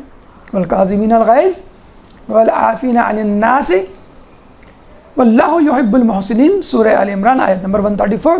امام نے اسی وقت آزاد کر دیا۔ دیکھیں یہ ہے احسان۔ ایک ہوتا ہے عدل۔ عدل یہ ہے کہ آپ نے چوری کی، آپ نے کوئی خطا کی، آپ اس کو سزا، اس کی سزا آپ کو مل گئی، ٹھیک ہے، عدل یہ کہتا ہے۔ احسان یہ ہوتا ہے کہ اگر کوئی شخص کسی سزا کا سزاوار ہے تو اس کی سزا معاف کر دی جائے، یا کسی انعام کا مستحق ہے تو اس سے زیادہ دیا جائے، اس کو کہتے ہیں احسان۔ ان اللہ یأمر بالعدل والاحسان وایتاء ذی القربى۔ تو امام نے عدل نہیں کیا، احسان کیا، بلکہ عدل تو یہ تھا کہ اس کو سزا دینی چاہیے تھی، امام نے معاف کر دیا، عدل سے بڑھ کر احسان کر دیا۔ پھر غصہ نہیں ہوئے، اور نہ صرف یہ کہ معاف کر دیا بلکہ اس کو آزاد کر دیا۔ احسان سے بھی گویا ایک اوپر کی چیز، بلند ترین احسان۔ احسان تو یہ ہے کہ آپ نے سزا دینی تھی، آپ نے سزا نہیں دی، ٹھیک ہے، امام سزا نہیں دیتے، عفو درگزر کرتے، نہیں، امام الٹا اس کو انعام دے رہے ہیں، گویا اس نے بہت اچھا شوربہ بنایا تھا۔ جیسے ہمارے یہاں ہوتا ہے شوربہ اگر آگے پیچھے ہو جائے، شربت میں چینی کم اور چائے میں جو ہے وہ دودھ کم پڑ جائے، تو کس طرح لوگوں کو سننی پڑتی ہے، خواتین کو، معذرت کے ساتھ مردوں سے۔ لیکن آپ دیکھیں کہ امام جو ہے شوربے میں یہ نہیں کہہ رہے کہ نمک کم ہے، ہمارے یہاں تو شوربے میں نمک کم ہو جائے قورمے میں تو ہم آسمان سر پہ اٹھا لیتے ہیں، اور یہاں پہ شوربہ آپ گرا کے دیکھیں، آج دیکھیے گا مت لیکن کبھی ایسا ہو جائے تو آپ دیکھ لیجئے کہ سامنے والے کا کیا ریئیکشن ہوتا ہے۔ تو امام جو ہے اپنے اوپر گرنے والے شوربے پہ نہ صرف کہ غصہ نہیں ہو رہے، سزا نہیں دے رہے، بلکہ اس کو آزاد کر رہے ہیں، گویا نعوذ باللہ اس نے کوئی بہت بڑا اچھا کام کیا۔ اسی طرح کا ایک ملتا جلتا واقعہ ہمیں شامی کے حوالے سے ملتا ہے۔ ایک شامی آتا ہے اور بلا سبب آپ کو برا بھلا کہنا شروع کر دیتا ہے۔ امام کسی برائی کا جواب برائی سے نہیں دیتے، امام کسی بات کی دلیل یا جواز پیش نہیں کرتے، یا اس کو رد نہیں کرتے کہ تم جو کہہ رہے ہو وہ غلط کہہ رہے ہو۔ فقط یہ کہا کہ تم بھوکے ہو تو میں کھانا کھلا دوں، تمہارے پاس لباس نہیں تو میں لباس دے دوں، تمہارے پاس ٹھہرنے کو مکان نہیں تو میں اپنے گھر تم کو مہمان رکھ لیتا ہوں۔ ان الحسنات یذہبن السیئات، ہم پڑھتے ہیں سورہ ہود آیت نمبر 114 کہ ان الحسنات، بے شک نیکیاں، یذہبن السیئات، برائیوں کو مٹا دیتی ہیں۔ آپ نے دیکھا ہوگا آپ پینسل سے کچھ لکھتے ہیں، اگر ہم غلط لکھ دیتے ہیں تو کیا ہم پینسل سے ہی مٹاتے ہیں؟ پینسل کو الٹا کرتے ہیں، اس کے اوپر جو ربڑ لگا ہے اس سے مٹا رہے ہوتے ہیں۔ ابھی پینسل ہم نے سیدھی پکڑی ہوتی ہے اور مٹا رہے ہوتے تو اس کو الٹا کرتے ہیں۔ تو اللہ بھی یہی سکھا رہا ہے کہ کوئی تمہارے ساتھ زیادتی کرے تو تم اس کو الٹا کرو، جس طرح پینسل کو الٹا کر کے ربر استعمال کر کے مٹایا جاتا ہے، برائی کا جواب نیکی سے دو تو وہ تمہارا دوست بن جائے گا۔ تو امام نے بھی یہی کیا۔ اچھا، امام اس کو لے کے گئے، اس کو رکھا، کھانا کھلایا، اس کو انعام و کرام دیے۔ جب جانے لگا تو اس نے کیا جملہ کہا کہ جب میں مدینے میں آیا تھا تو آپ سے بدتر انسان کوئی نہیں تھا، اور جب میں مدینے سے جا رہا ہوں تو آپ سے بہترین انسان کوئی نہیں۔ ایک درود پڑھ دے محمد والی محمد۔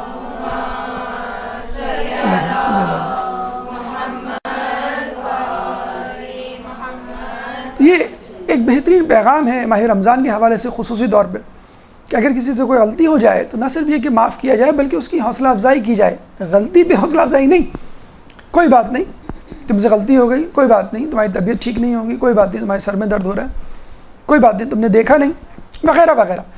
رسول فرماتے ہیں کہ اگر کوئی شخص تمہارے سامنے کوئی بہانہ پیش کرے اس کو قبول کر لو، اور اگر نہ پیش کر سکے تو تم اپنے آپ سے پیدا کر لو، خود سے کہو کہ ہاں یہ ہو گیا ہوگا، سر میں درد ہو گیا ہوگا، نیند آ گئی ہوگی، وغیرہ وغیرہ۔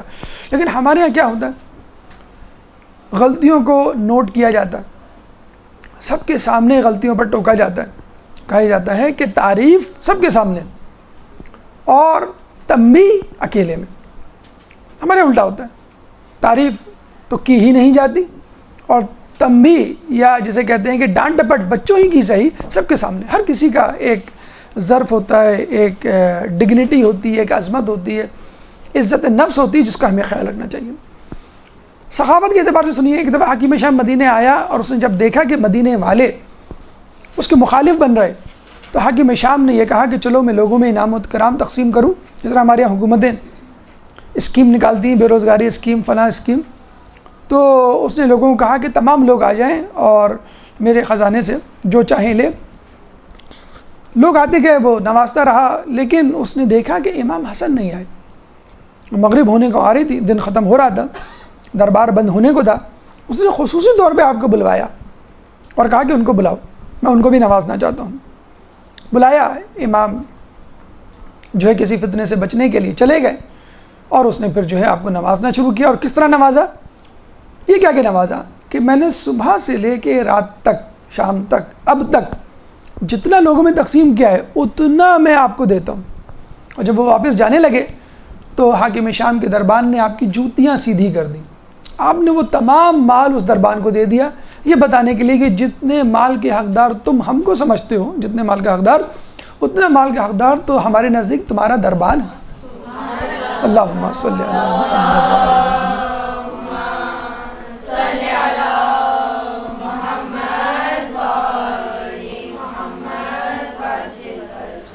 تو آپ نے دیکھا امام کا اخلاق کس طرح غلطی پر نہ صرف یہ کہ عفو درگزر بلکہ انعام، کس طرح برا بلا کہنے والوں کو. آپ نے ہمیں چھٹے امام کی ہم نے آپ کو حدیث بھی سنائی تھی، طالب علم کے لیے خصوصی طور پہ ہدایت ہے کہ اگر تم کو کوئی یہ کہے کہ تم اگر ایک سناؤ گے تو میں 10 سناؤں گا، تم اس کو کیا کہنا کہ اگر تم 10 سناؤ گے تو مجھ سے ایک بھی نہیں سنو گے. یہ ہے انداز زندگی کا. اور آپ نے نوٹ کیا ہوگا جس دن آپ کے ٹیسٹ ہوں، جس دن آپ کا امتحان ہو، ان دنوں میں آپ کسی سے لڑتے جھگڑتے نہیں ہیں، کنارہ کشی رکھتے ہیں، لوگوں سے بہت زیادہ اضافی گفتگو بھی نہیں کرتے ہیں. لڑائی جھگڑا دور کی بات، کیوں؟ جو دماغ میں ہے وہ پھسل جائے گا، دماغ میں جو ہے وہ نکل جائے گا، مجھے ٹینشن ہو جائے گی. ایسا ہوتا ہے نا. بس تقوی کا بھی یہی حال ہے. اگر آپ نے کسی سے لڑائی جھگڑا کیا، اضافی گفتگو کی، غیر ضروری گفتگو کی، اس میں گناہ ہوا، اس گناہ میں سمجھ لیجئے آپ کا تقوی پھسل کر آپ کی روح سے نکل جائے گا اور شیطان کی جھولی میں جا گرے گا. تو امام کی سیرت پہ عمل کیجئے، امام کے اخلاق پر عمل کیجئے، اور یہ دیکھیے کتنا آسان ہے دین پر عمل کرنا. عفو درگزر کرنا یا کسی کو معاف کرنا بہت آسان ہے، تھوڑی سی تکلیف برداشت کرنی پڑتی ہے. رسول اللہ نے جو ہے کڑوے کھیرے کھا لیے تھے، اور جب صاحب نے کہا آپ نے ہمیں آفر نہیں کی، اگر بھائی تم کو آفر کرتا تو تم کہتے کہ تو یہ کڑوے ہیں. جو لے کر آیا تھا اس کے دل کو ٹھیس پہنچتی. میں نہیں چاہتا تھا، پورے کھا لیے. اس لیے کھا لیے کہ کسی کو پتہ نہ چلے، اس کھیرے دینے والے کو پتہ نہ چلے. تو کبھی آپ پھل کی دکان پہ، سبزی کی دکان پہ جائیں تو جان بوجھ کے اگر کوئی وہ داغ والا سیب اور آم دے رہا ہے تو کبھی چپکے سے رکھ بھی لیا کرے. ہم تو فوراً اس کو نکال کے دوبارہ ترازو سے، یہ کیسا دیا تم نے، دیکھو یہ اپنی شکل کی طرح، اس میں تو داغ پڑا ہوا ہے. نہیں بخشتے، بالکل نہیں بخشتے اس کو، اس بیچارے کو. ہمارے ایک عالم دین تھے کہ وہ اکثر کیا کرتے تھے، ایک مومن تھا سبزی بیچنے والا، اس کی پالک سڑ گئی تھی. اکثر اس کی دکان پہ جاتے ہیں، وہ سڑی ہوئی سبزی لے کر گھر آ جاتے. لوگ کہتے ہیں آپ کو معلوم ہے، ایک عام آدمی بھی بتا دے، بچہ بھی بتا دے سڑی ہوئی سبزی ہے. انہوں نے کہا کہ اگر میں یہ نہیں لے کے جاؤں گا تو کوئی بھی نہیں لے کے جائے گا، سبوں کو معلوم ہے سڑی ہوئی سبزی ہے، اور یہ بھی کوڑے میں ڈال دے گا تو اس کو نقصان ہو جائے گا. چلو اس بہانے میں یہ سبزی لے کر آ جاؤں، کھاؤں گا میں بھی نہیں، لیکن کم از کم اس کا دل رکھ لیا جائے گا، تھوڑا سا اس کو پیسے مل جائیں گے. تو تھوڑا نقصان کبھی خود بھی برداشت کر لیا، لیکن بہت زیادہ نقصان نہیں، لیکن کبھی تھوڑا نقصان، دوسروں کی غلطی یا آپ کو جو تکلیف پہنچ رہی ہے، یہی اصل ہے. دیکھیں ہم میں سے کتنے لوگ روزہ تو خیر رکھ رہے ہیں، لیکن کتنے لوگ ایسے ہیں جو اعتکاف نہیں کر پاتے ہوں گے، حالانکہ چاہتے ہیں کہ اعتکاف کریں لیکن اعتکاف نہیں کر پاتے. گھر والے کہتے ہیں کہ اعتکاف کرنا ہے تو کچن میں کرنا، وہیں بیٹھے رہنا اور وہیں پہ سارے کام.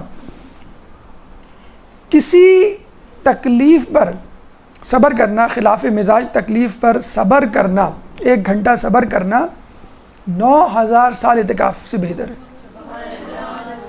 اب آپ دیکھیں کہ آپ کو بیٹھے بیٹھے 9000 سال کے اعتکاف کا ثواب مل رہا ہے، اور دن بھر جو لوگ کہتے ہیں ہماری سانسیں بڑی سخت ہیں، سانسیں ہماری بند ہو گئی ہیں اپنے گھروں میں، ان کے لیے بہترین وقت ہے، بہترین موقع ہے یہ اعتکاف کرنے کا، کہ آپ باتیں سن رہے ہیں، آپ جو ہیں جھڑکیں سن رہے ہیں، آپ جو ہیں وہ ڈانٹیں سن رہے ہیں اور صبر کر رہے ہیں، تو بس آپ کو بیٹھے بیٹھے اعتکاف کا ثواب مل گیا۔ الگ سے پردہ لگا کے ایک کونے میں جانے کی یا مسجد میں بیٹھنے کی، ہمارے یہاں تو مسجد میں ہے، تو لگانے کی کیا ضرورت؟ تو بہرحال یہ اخلاق امام حسین کا، اور اس سے ہمیں سبق ملتا ہے، ہمیں جو ہے کوشش کرنی چاہیے کہ جتنا ہو سکے ان کے اخلاق پہ عملی طور پہ عمل پیرا ہوں۔ اور اب ہم چلتے ہیں ہمارے چھٹے مرحلے کی طرف، وہ ہے شجاعت۔ ایک درود پڑھ دیں محمد والے محمد۔ اللہم صلی علی محمد۔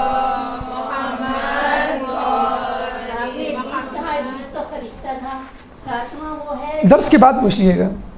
اچھا اس کے بعد کیا ہوا کہ ایک درود پڑھ دیں محمد والے محمد میں۔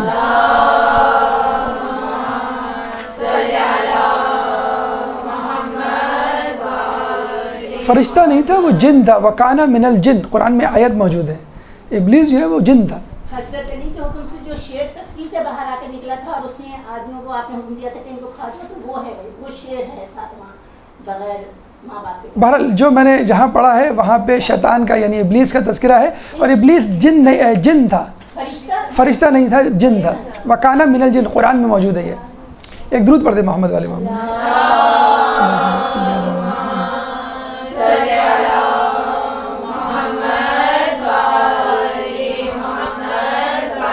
دیکھیے عموماً امام حسن کی ذات کو مصالحت یا خاموشی یا سکوت کی علامت سمجھا جاتا ہے۔ امام حسین کربلا میں آئے، وہ لڑے اور انہوں نے جو ہے جان دی۔ امام حسن نعوذ باللہ ایسے نہیں تھے، ایسا نہیں تھا۔ جب جہاں جہاں لڑنے کی، جہاد کی ضرورت پیش آئی اور ان کو موقع دیا گیا اور ان کو کہا گیا، انہوں نے حکم کی تعمیل کی۔ قتل عثمان میں خلیفہ سویم کے قتل کے وقت جب لوگ آئے آپ کو قتل کرنے کے لیے اور آپ کے گھر کا محاصرہ کیا، تو 40 لوگ نے آپ کے گھر کا محاصرہ کیا اور کھانے پینے کی بندش کی۔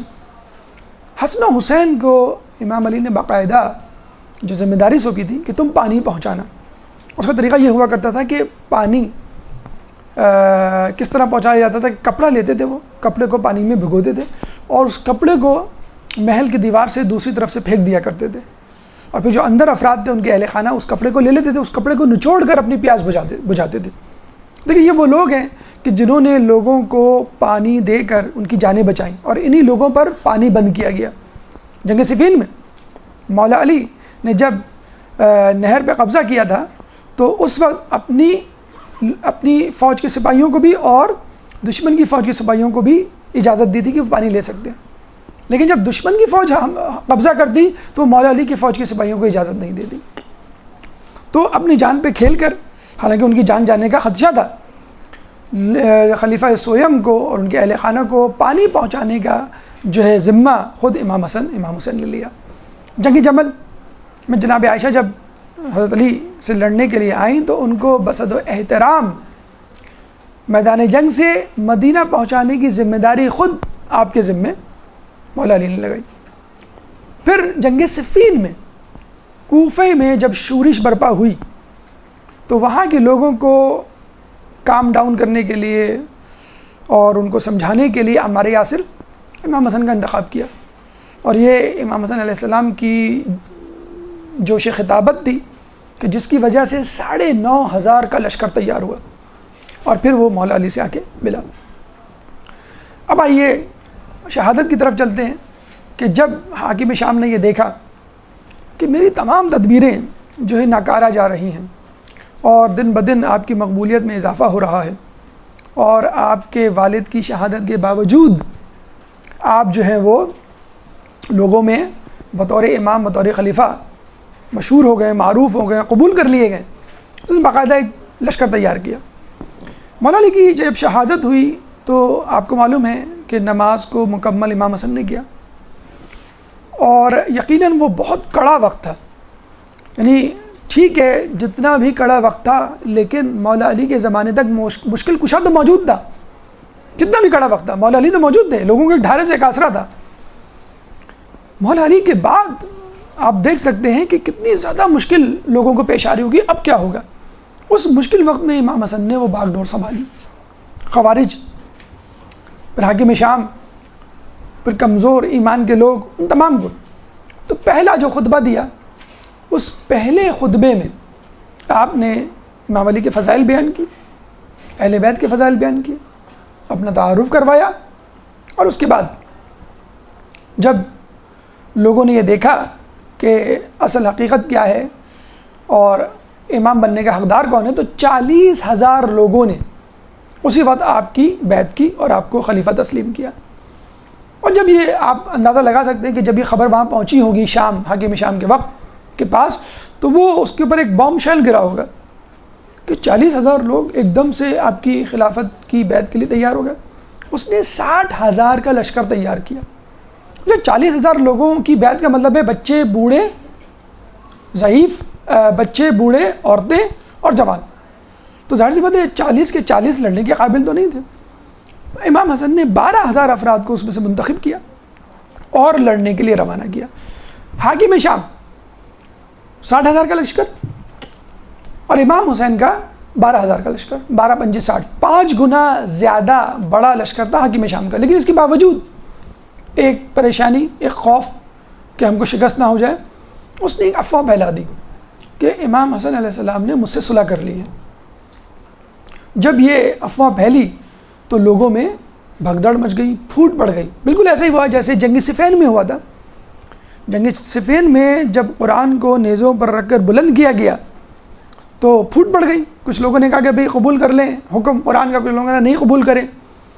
جن لوگوں نے مولا علی کی مخالفت کی ان کو پھر خوارج کی فہرست میں جانا پڑا. اب یہی صورتحال یہاں پر بھی ہو گئی. کچھ لوگوں نے کہا بھئی قبول کر لیں، کس نے کہا صلح کر لیں، کس نے کہا نہیں کریں. اور جنہوں نے کہا کہ بھئی قبول کر لیں ان لوگوں نے بھی الزام لگائے، حالانکہ ایسا کچھ بھی نہیں ہوا تھا. یہاں تک یہ ہو گیا تھا کہ خیموں میں جب لوگ اٹھتے سو کر تو ایک اشرفی کی تھیلی لٹکی ہوتی تھی اور ہر کسی کو اس کے منصب اور شخصیت کے اعتبار سے رشوت دی جاتی تھی. آہستہ آہستہ لوگ کٹتے چلے گئے. پھر لوگوں کو دھمکیاں بھی دی گئیں کہ بھی جو قبول نہیں کرے گا اس کے ساتھ یہ حشر کیا جائے گا. آپ اس کا اندازہ لگا سکتے ہیں کہ نعوذ باللہ امام حسن علیہ السلام پہ رقیق الزامات اور جملے کسے گئے، مضل المومنین کہہ کے ان کو مشہور کیا گیا اور مسلح تک ان کے قدموں سے چھین لیا گیا. اور جب وہ مدائن گئے تو مدائن پر حملہ بھی کیا گیا. آپ نے دیکھا ہوگا، پڑھا بھی ہوگا میرے مختار میں، کس طرح ان کے چچا نے ان کو پناہ دی اور ان کا علاج معالجہ کروایا. تو اب یہ بات ثابت ہو گئی جب آپ پر قاتلانہ حملہ ہوا، مسلح کھینچا گیا اور آپ کے دوستوں میں کمی ہونے لگی، دشمنوں کی تعداد میں اضافہ ہونے لگا، کہ اب جنگ کسی کام کی نہیں. دیکھیں، جہاد کا یا جنگ کا ایک اسلامی اصول سیدھا سا یہ ہے کہ جہاد اس وقت کیا جاتا ہے کہ جب فتح یقینی ہو. ٹھیک، اگر فتح یقینی نہ ہو یعنی 50-50 چانس ہو، یا شکست یقینی ہو، لیکن اس صورت میں یہ دیکھا جائے گا کہ نقصان یا قربانی دینا دین کے مفاد میں ہے یا نہیں. اگر دین کے مفاد میں ہوگا تو پھر بڑی سی بڑی قربانی دینے سے بھی دریغ نہیں کیا جائے گا، جیسے کربلا میں ہوا. سراسر نقصان، سراسر جیسے کہ ہلاکت دیکھا جائے نعوذ باللہ. بظاہر امام کو یقین تھا کہ ہم شہید کیے جائیں گے، بلکہ انہوں نے پہلے کہہ بھی دیا تھا یہاں ہمارے سر کٹیں گے، یہاں ہمارے سر تن سے جدا ہوں گے اور یہاں پر جو ہے وہ ہم کو مارا جائے گا. لیکن وہ قربانی افادیت رکھتی تھی، مفید تھی. اسلام ایک ایسا پودا تھا کہ جو مرجھا جا رہا تھا، مر رہا تھا، اور جس طرح پودے کو پانی کی ضرورت ہوتی ہے، اسلام کے پودے کو خون کی ضرورت تھی. اور جب خون معصوم اس میں جائے گا تو پھر کیا ہی بات. تو امام نے اپنا خون دیا، اہل بیت کا خون دیا، اپنے انصار و اعوان کا خون دیا.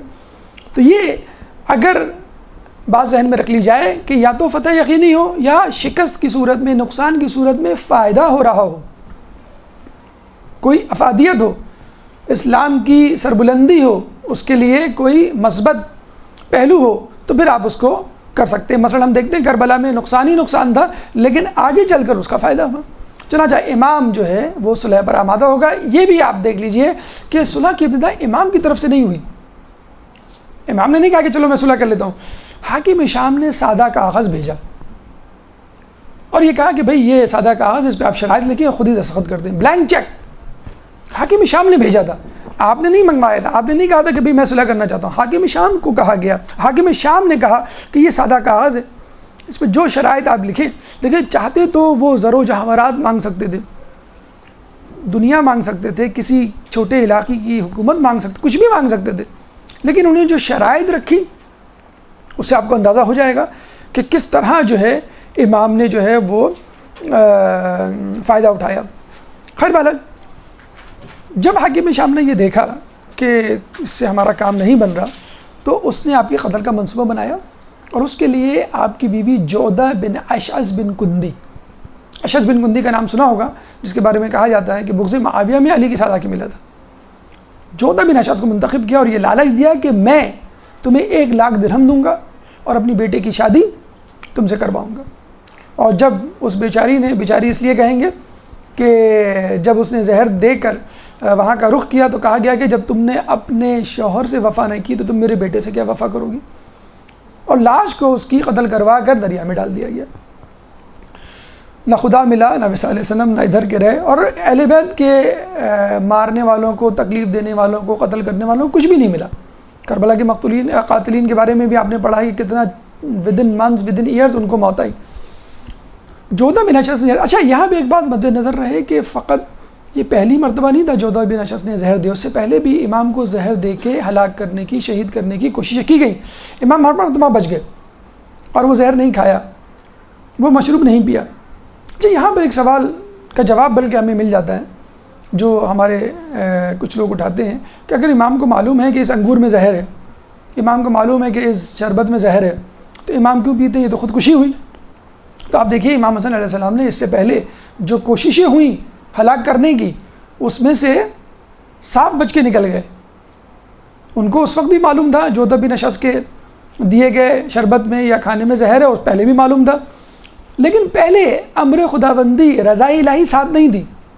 خدا کی رضا یہ تھی کہ بھئی تم بچ جاؤ، تم اس وقت اپنی جان نہ دو اور اس وقت یہ شربت، یہ کھانا نہ کھاؤ، تو امام بچتے رہے. لیکن جب جودہ بن اشعث نے کہا تو امر خداوندی یہ تھا، رضا الہی یہ تھی کہ اب تمہارا وقت شہادت قریب آ گیا، اب تم اس کو پی لو، اس کھانے کو کھا لو، اب تم جو ہے اپنی جان ہمارے حوالے کر دو. تو امام یہ نہیں دیکھتا کہ میری جان جا رہی ہے یا میری جان بچ رہی ہے، نہیں، امام یہ دیکھتا ہے کہ امر خداوندی کیا ہے، رضا الہی کیا ہے.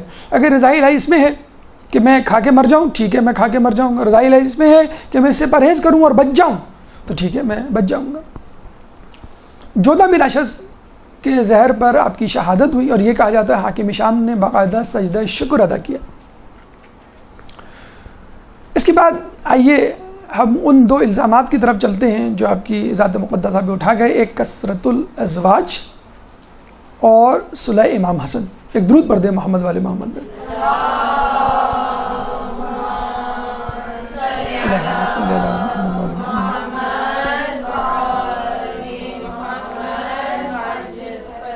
کثرت الازواج، آپ پہ الزام لگایا گیا کہ آپ شادیاں بہت کرتے تھے اور طلاقیں بہت دیا کرتے تھے. اچھا وہ یوں بھی کہہ سکتے تھے آپ شادیاں بہت کرتے تھے، چونکہ ان کی وفات ہو جایا کرتی تھی اس لیے آپ دوسری شادی کر لیں. انہوں نے اس مسئلے کو وفات سے نہیں طلاق سے حل کیا، اور بہت افسوس کے ساتھ کہنا پڑتا ہے کہ ہمارے راویوں میں، شیعہ راویوں میں ایسے لوگ نہیں ملیں گے، لیکن اغیار میں ایسے لوگ موجود ہیں جنہوں نے ان قسم کی احادیث کو، روایات کو پروموٹ کیا جو من گھڑت تھی. بہرحال اس کا ایک تجزیہ ہم آپ کے سامنے پیش کرتے ہیں. ابن الحدید نے عبداللہ مدائنی سے روایت کرتے ہوئے آپ کی 70 بیویاں لکھی ہیں اپنی کتاب میں، عدد جو ہے 70 کا. پھر کتاب نور الابصار میں علامہ شبلنجی نے آپ کی 90 بیویاں لکھی ہیں. کتاب قوت القلوب میں آپ کی 300 بیویاں درج ہیں، یعنی عدد جو ہے وہ 300 کا درج ہے. بڑی عجیب سی بات ہے، اس کا تجزیہ کرتے ہیں. نمبر 1، آئیے اس کا جواب دیتے ہیں. نمبر 1، اگر 300 یا 250 یا 70 یا 90 بیویاں ہیں تو ان کے نام، شجرہ نسب، اعلی احوال، اخلاق، سوانح حیات وغیرہ وغیرہ، چلیں سب چیزیں چھوڑیں، آپ نام بتلا دیں. کہیں کسی کتاب میں ان کے نام مذکور نہیں ہے. بالکل ایسے ہی ہے کہ 12 کا عدد تو ہے کہ میرے بعد 12 خلیفہ 12 امام ہوں گے، لیکن 12 اماموں کا خلیفہ کا نام درج نہیں ہے۔ اسی طرح بیویوں کی تعداد تو درج ہے 70 90 250 300، لیکن نام درج نہیں ہے۔ ہمارے یہاں 9 بیویاں ملتی ہیں اور ان کے نام بھی ملتے ہیں۔ نمبر 1 ام فروا، نمبر 2 ام بشیر، نمبر 3 ام حسن، نمبر 4 ام اسحاق، نمبر 5 خولہ، نمبر 6 رملہ، نمبر 7 ثقفیہ سے ثقفیہ، نمبر 8 بنت امراء القیس، اور نمبر 9 جودہ بن اشعث۔ اس کے علاوہ ہمیں کوئی جب بھی آپ یہ یاد دیکھیں کہ کسی کے نام میں لگا ہو تو عموماً اگر لقب نہ ہو، وہ بعض اوقات لقب بھی ہوتا ہے، لیکن عموماً کا مطلب ہوتا ہے کنیز، تو ام فروا، ام حسن، ام اسحاق وغیرہ۔ بہرحال اب آپ یہ دیکھیے، ایک تو نام کا مسئلہ ہو گیا کہ اگر یہ ہیں اتنی تعداد میں تو آپ ہمیں نام بتا دیں۔ نمبر 2، آپ خود ذرا غور کیجئے کہ 300 بیویاں، 250 یا 70 یا 90 بیویاں، ان کے نان و نفقے کا بندوبست وہ کیسے کرتے ہوں گے؟ وہ بادشاہ تو تھے نہیں، شہنشاہ تو تھے نہیں، خلیفہ بھی بنے تو وہ تصرف تو ناجائز نہیں کیا کرتے تھے، تو لوگ بھی اس بات کے گواہ ہیں۔ پھر اگر طلاق بھی دیا کرتے تھے تو مہر کا انتظام کہاں سے کیا کرتے تھے؟ مہر ایک بہت بڑی رقم ہوتی ہے، آج کل کے دور میں بھی جب انسان طلاق دیتا ہے تو مہر کو ذہن میں رکھتا ہے، اور کوشش یہی کی جاتی ہے کہ مہر زیادہ سے زیادہ رکھا جائے تاکہ ہماری بچی کی سیکیورٹی ہو وغیرہ، لیکن اسلام میں بہرحال زیادہ مہر کو پسند نہیں کیا گیا۔ تو یہ تمام پھر بچے بھی اسی حساب سے ہوں۔ پشاور میں ایک آدمی کی 4 بیویاں 35 بچے، تو پھر اس حساب سے امام کی اولادیں بھی ہوں، تو ہمیں اس طرح کے اہل خانہ ان کا خرچہ ہمیں نہیں ملتا۔ تیسرا جواب آپ سنیے کہ امام کو کیا اتنا وقت ملا کہ وہ اتنی شادیاں کرتے ہیں؟ 15 سال آپ بلوغت کے نکال لیں، 35 ہجری تک، جب تک مولا علی خلافت پر نہیں متمکن ہوئے تھے، اس وقت حالات خراب تھے۔ مولا علی کی 25 سال کی تنہائی کی زندگی میں لوگ مولا علی کو سلام کا جواب نہیں دیتے تھے، لڑکی کیا دیتے ہوں گے؟ لڑکی کیسے دیں گے آپ کے گھر میں؟ 35 ہجری میں مولا علی منبر پہ بیٹھے، خلافت پہ بیٹھے، اور امام حسن کی شہادت کب ہوئی؟ 50 ہجری۔ تو امام حسن کو 15 سال ملے فقط۔ اس 15 سال میں کم سے کم تعداد 70 کی ہم لے لیں تو ہر 2 مہینے بعد ایک شادی۔ کراچی اور برصغیر کے ماحول میں تو اگر تمام رسومات ادا کی جائے تو پورا مہینہ 2 مہینے جو ہے وہ شادی میں گزر جائے۔ اگر 300 کا عدد ہم سامنے رکھیں تو 1 مہینے میں 2 شادی۔ یہ بھی عجیب محیر العقول ہے، یعنی عقل سے دور ہے بات۔ ایک تو نام درج نہیں ہے، یہ ایک جھوٹ، اور دوسرا یہ کہ اتنی کم مدت میں 15 سال کی مدت میں 70 کم از کم یا زیادہ 300 شادیاں بالکل ناممکن ہے، ناممکنات میں سے ہیں۔ اور اس کے بعد نان و نفقہ ہم نے کہا کہ یہ بھی ناممکن۔ دوسری آخری اہم بات جو علماء نے بہت اچھی بیان کی ہے کہ آپ پہ یہ الزام لگایا گیا، اس کا مطلب ہے کہ واقعی آپ صاحب کردار تھے۔ ایک بڑی عجیب روایت مشہور ہے لوگوں میں، ہمارے یہاں نہیں، کہ مولا علی نے ایک دفعہ خطبہ دیا اور یہ کہا کہ لوگوں، میرے بیٹے حسن کو بیٹیاں مت دینا، یہ طلاقیں بہت دیتے ہیں۔ لوگوں میں مشہور ہے یہ طلاقیں۔ لوگوں نے کھڑے ہو کے کیا کہا؟ ہم تو دیں گے، ہم تو اپنی بیٹیوں کی شادی ان سے کریں گے۔ اس کا مطلب کیا ہوا کہ نعوذ باللہ امام حسن علیہ السلام کا کردار اتنا بہترین تھا کہ مولا علی کے قول کو لوگوں نے ٹھکرا دیا، کہ ان کا کردار اتنا مضبوط ہے، چاہے وہ 300 طلاقیں دے دیں، 300 خواتین کو طلاقیں دے دیں، ہم پھر بھی لڑکی دیں گے کیونکہ وہ صاحب کردار ہیں۔ یہ تو خود ان کے صاحب کردار ہونے کی دلیل ہے۔ اس کا مطلب کیا ہوا؟ وہ طلاقیں دیا نہیں کرتے تھے، طلاقیں لی جاتی تھی۔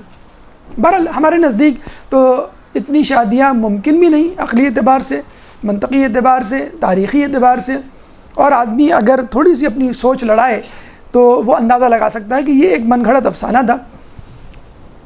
لیکن بات دیکھیے اتنی چھوٹی نہیں ہے، اگر آپ تھوڑی سی بات کی گہرائی میں جائیں تو آپ کو پتہ چلے گا یہ اصل مسئلہ کیا ہے۔ ایک درود پڑھ دے محمد والے محمد۔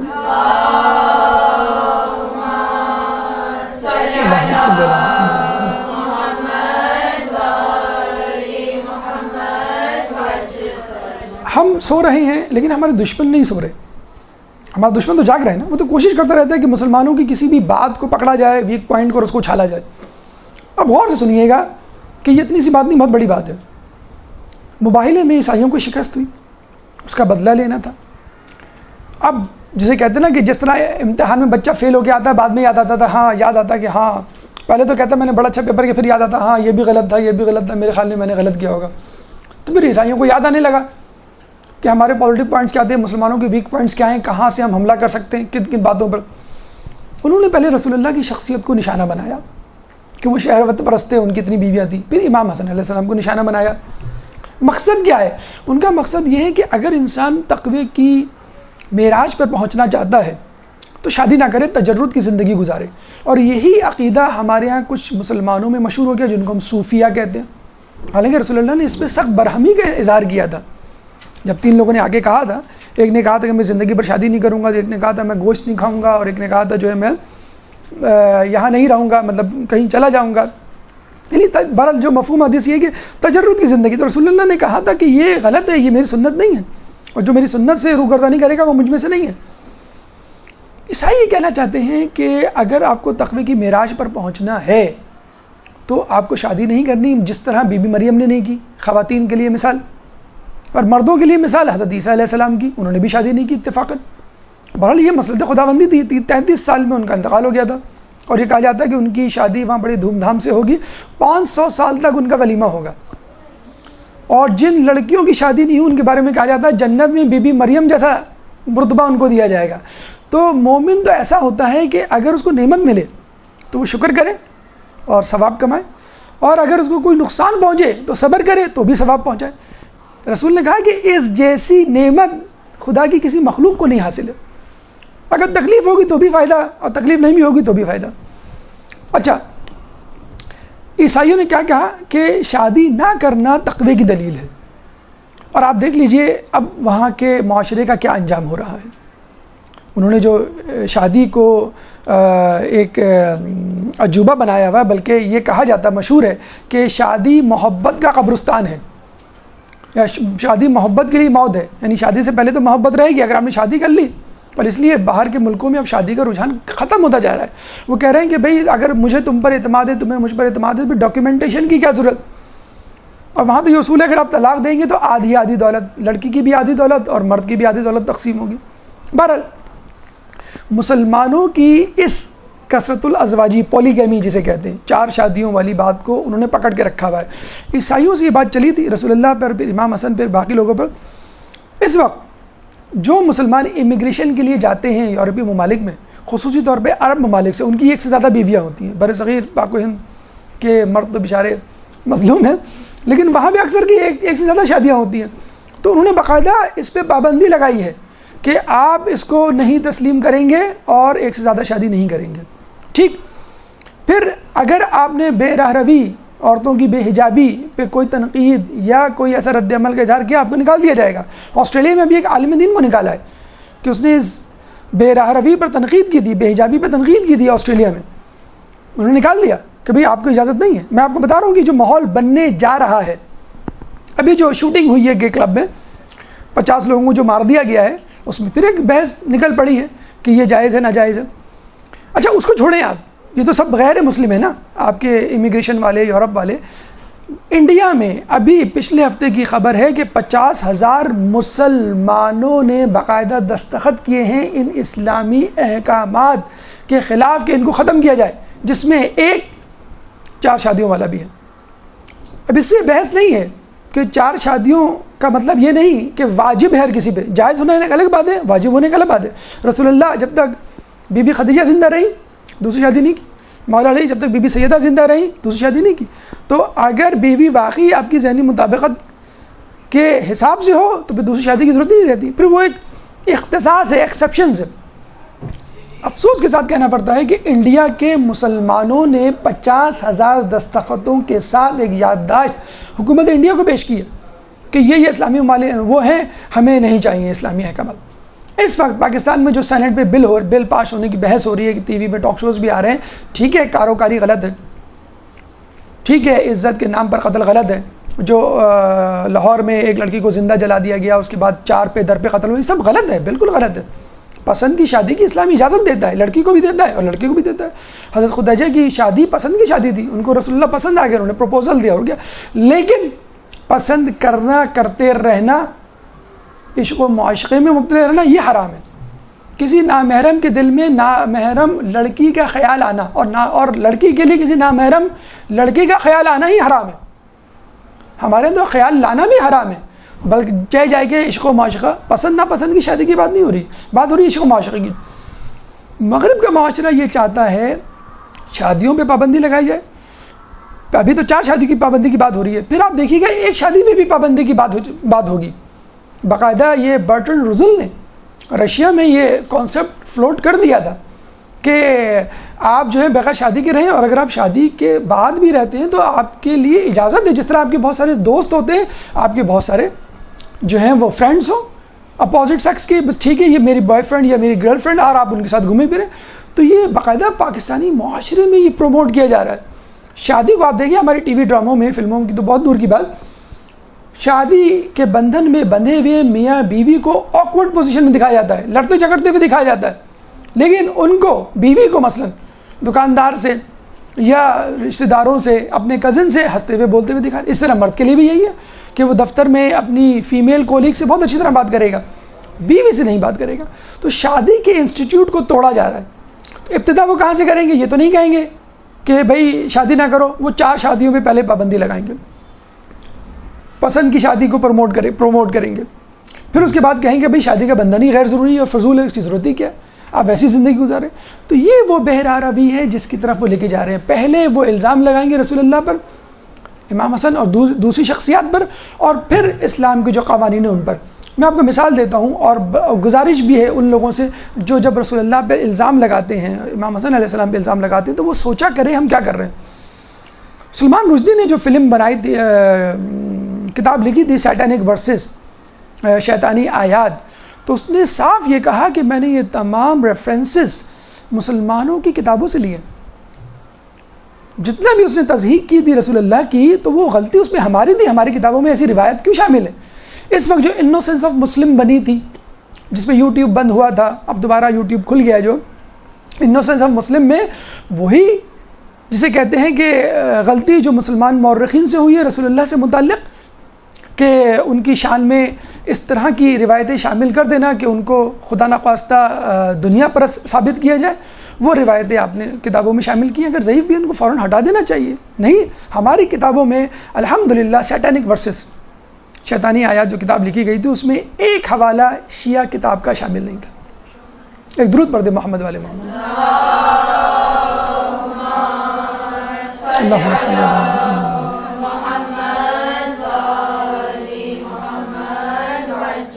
تو الزامات لگانے سے پہلے یہ دیکھ لیجئے کہ یہ الزامات میڈیا کی دنیا ہے، پرنٹ میڈیا کے ذریعے یا جسے کہتے ہیں آڈیو ویژول گیجٹ کے ذریعے کسی اور جگہ بھی پہنچ سکتی ہے، اور لوگ ہمارے لیے جگ ہسائی کا سامان اور دلیل ہمارے سامنے پیش کر سکتے ہیں کہ بھئی تمہاری کتابوں میں ایسے لکھا ہے، تم لوگ خود ایسے ہو۔ اب آئیے امام حسن پہ لگایا جانے والا دوسرا الزام صلح امام حسن علیہ السلام کے حوالے سے۔ ایک درود پڑھ دے محمد والے محمد۔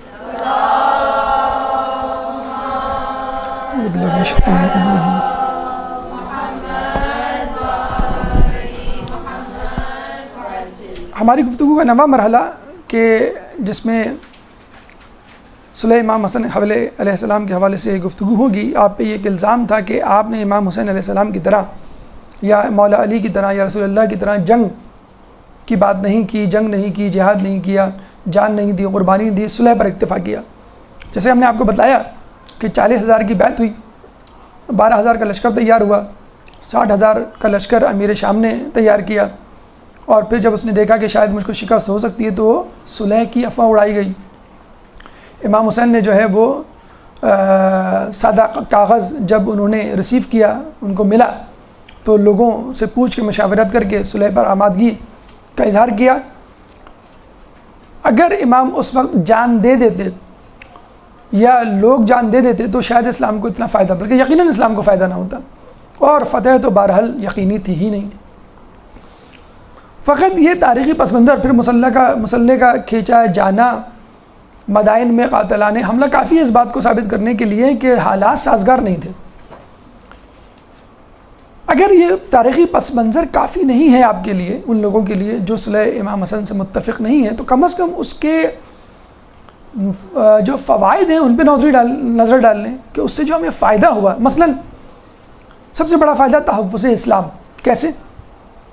باقاعدہ صلح کی ایک شق تھی کہ قرآن اور سنت پر عمل کیا جائے گا.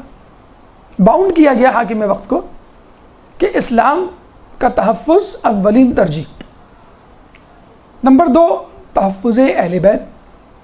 سب و شتم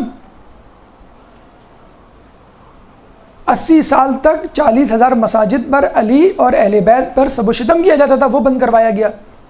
اہل بیت کی عزت و ناموس کو محفوظ کیا گیا. تحفظ شیعان علی. باقاعدہ کہا گیا کہ شیعان علی کو خصوصی طور پہ تحفظ دیا جائے گا کیونکہ وہی ان کی آنکھوں کا کانٹا تھے. تحفظ مسلمان اہل عراق کو عمومی طور پہ امن و امان دیا جائے گا.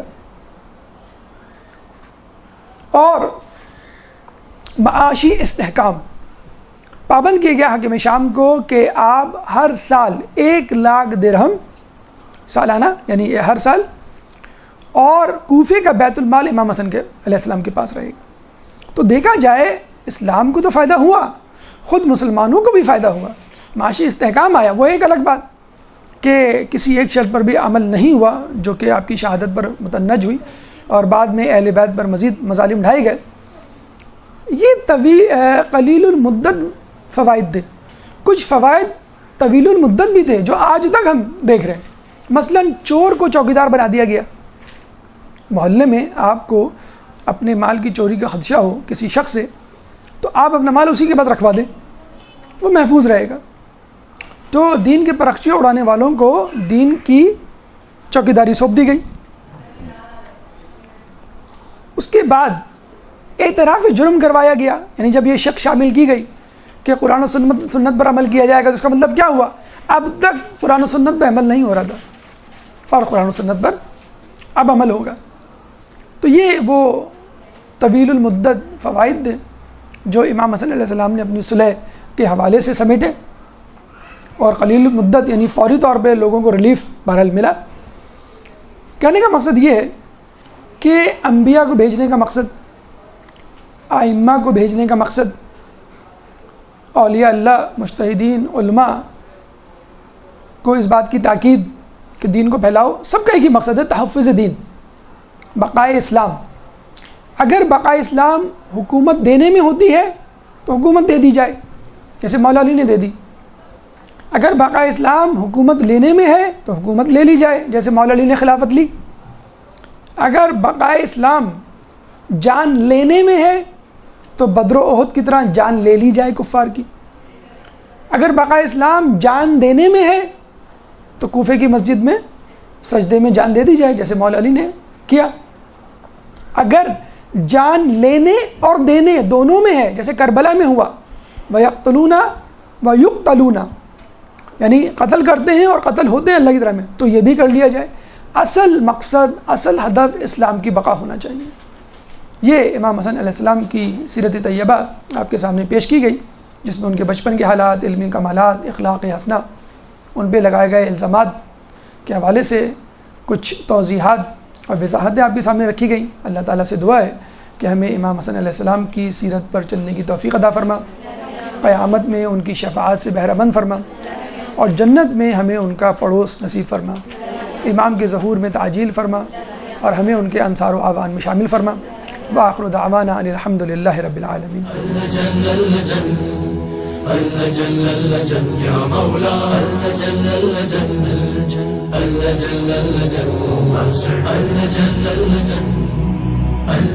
يا صاحب السماء